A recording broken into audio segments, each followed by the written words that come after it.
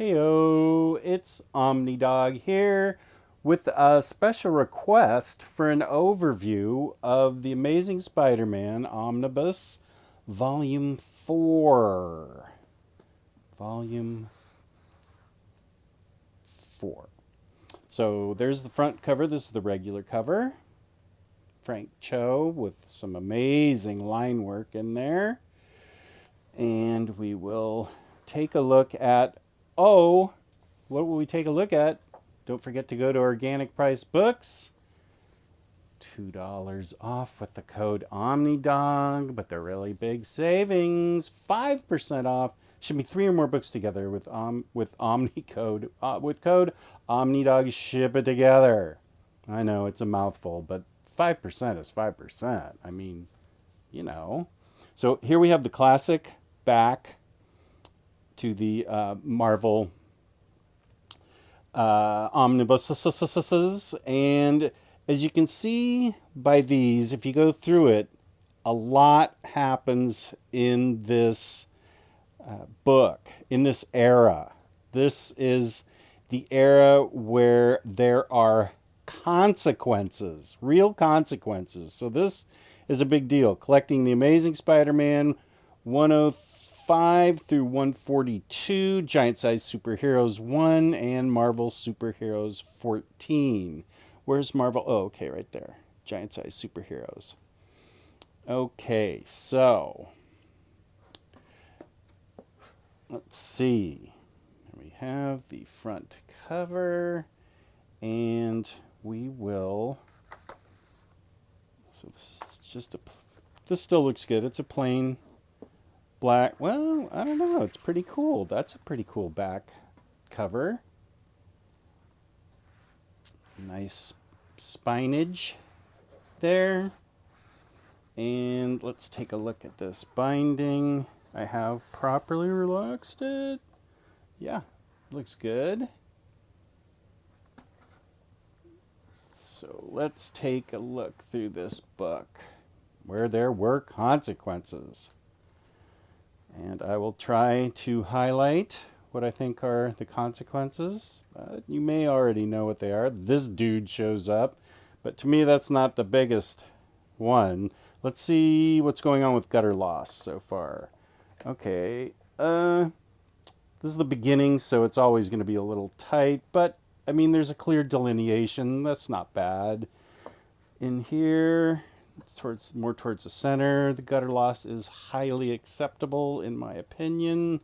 And yeah, it's fine here too. So let's see what we got here. Volume 4, collecting, as I said before, writers, pencilers. Ooh, we got Gil Kane and Ross Andrew, John Romita. A lot of famous inkers. Art and color restoration, so that's nice. And good. Here are all the issues in here with page numbers. Let's see, do they have pages here? Yeah, nice. Okay, so this book's already off to a good start. I like a good table of contents with numbered pages. Roy Thomas introduction. And that's a Gil Kane nose if I've ever seen one. The Spider Slayer, yeah, that was a big introduction. Big-ish introduction. I mean, it would show up for parts of the run for his future history. J. Jonah Jameson, yeah, that's definitely Gil Kane art.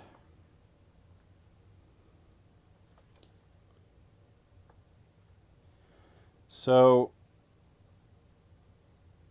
this is about when I was reading Spider-Man regularly, semi-regularly back then. Flash comes back from Vietnam.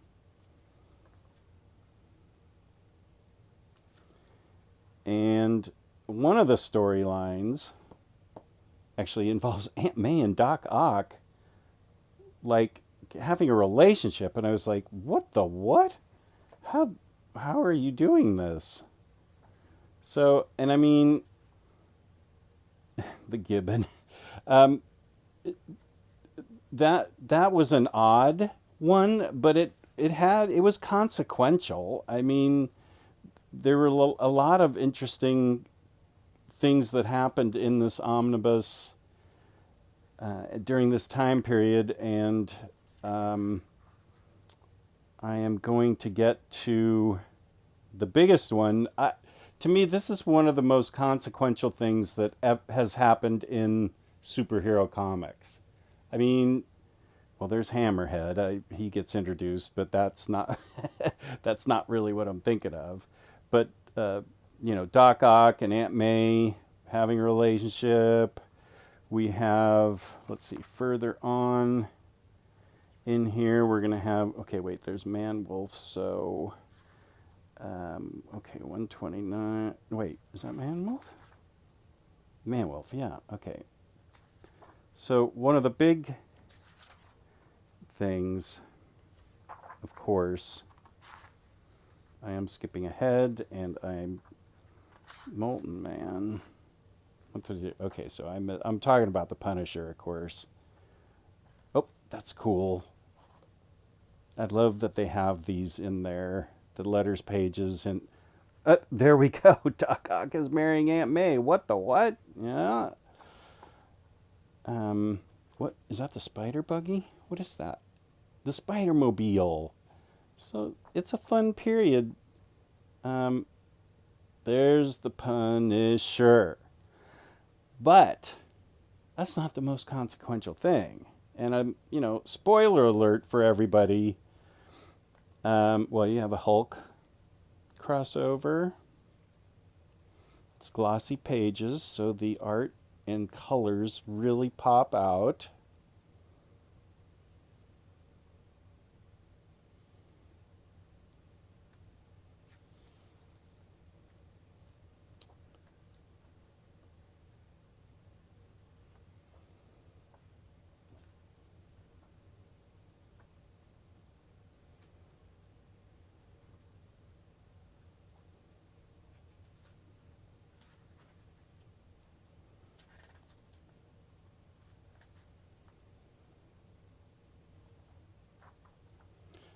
And here's an introduction to it.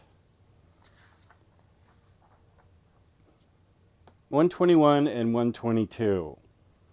I was lucky enough that I had issues 121 and 122 in my collection when I was going through it. And I don't know how it happened, but they were in really beautiful condition.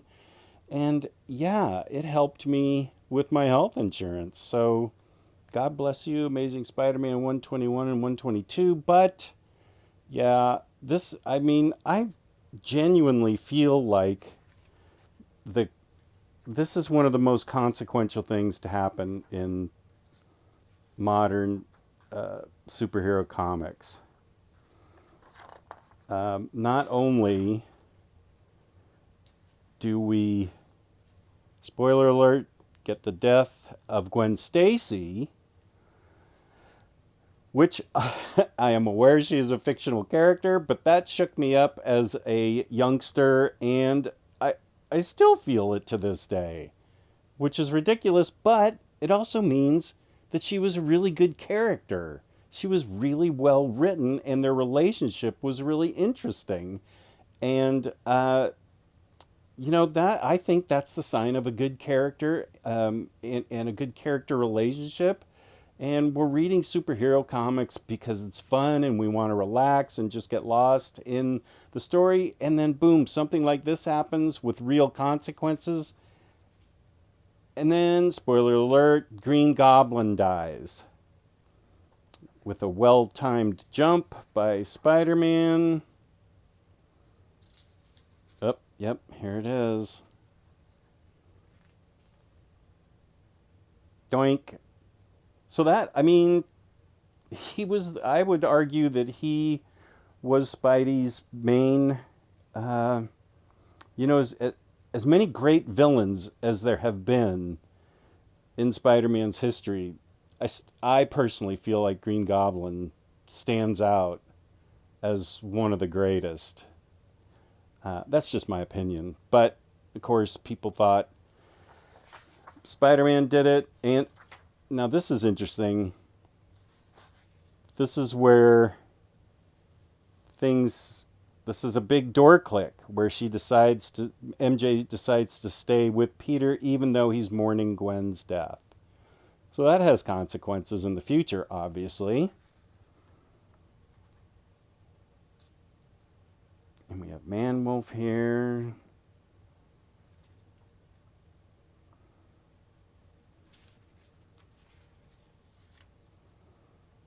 The Kangaroo. I do not even remember reading this issue.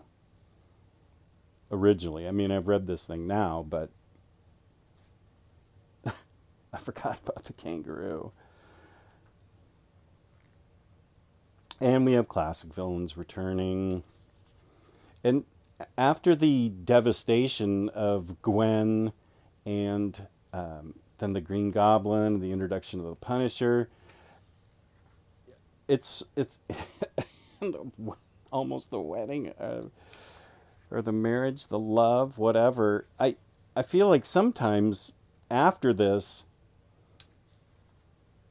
it felt like a letdown, even though they were regular, they were regular stories.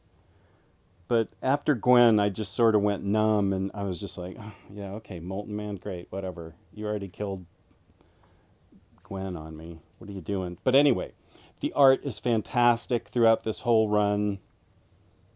Colors are great. The the inking is great. We have the return of Morbius.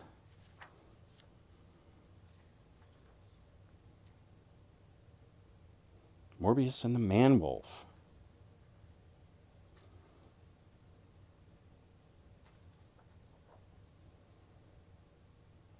Uh-oh.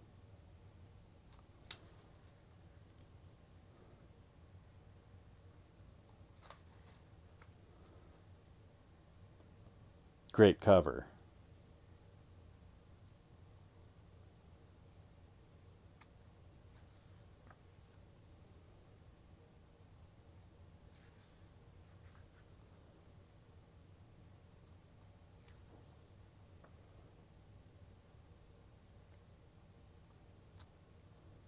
And, how did Green Goblin return? I think you guys probably already know.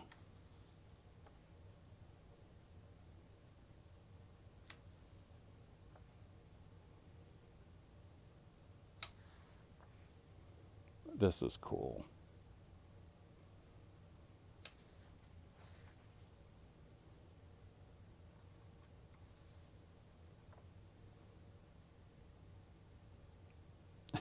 The Masked Marvel.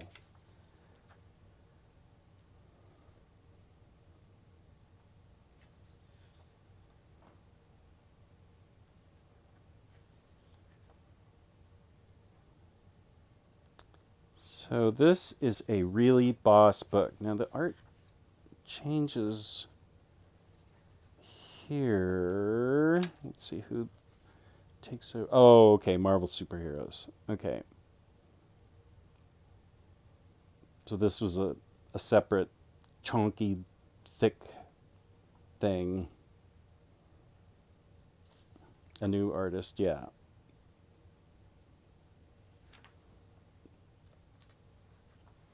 And here we go with some cool extras.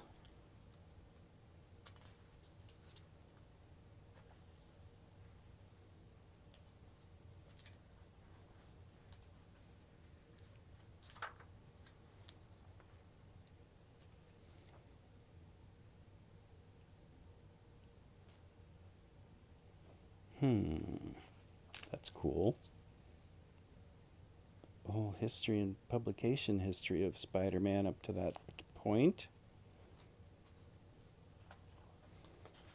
Okay, there's a solid chunk of, whoa. There's a solid chunk of extras in here. I forgot about these. Oh, wouldn't it be cool to own this? Oh yeah, these are great extras.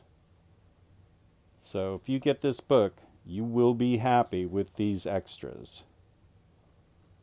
If you're an extras fan. Mmm.